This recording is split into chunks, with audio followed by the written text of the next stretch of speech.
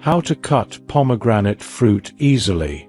Cutting a pomegranate can be a bit tricky due to its tough skin and juicy seeds, arils, but with the right technique, you can do it easily and mess-free. Here's a step-by-step guide. What you'll need: a sharp knife, a cutting board, a large bowl of water, a spoon, optional. Steps: cut off the top, crown.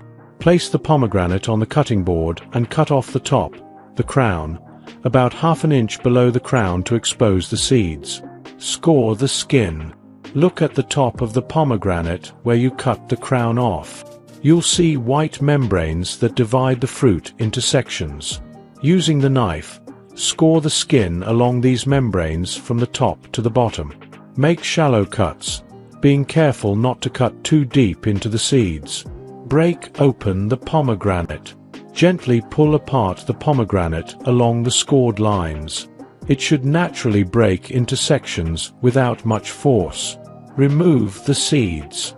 Submerge one of the sections in a bowl of water. Underwater, gently pry the seeds out of the membrane using your fingers.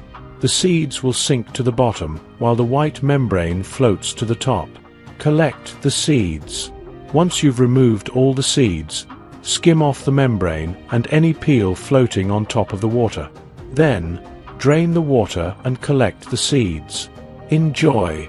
Your pomegranate seeds are now ready to eat or use in recipes.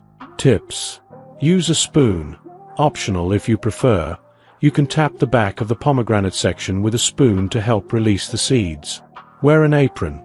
Pomegranate juice can stain, so it's a good idea to wear an apron or an old shirt while cutting it.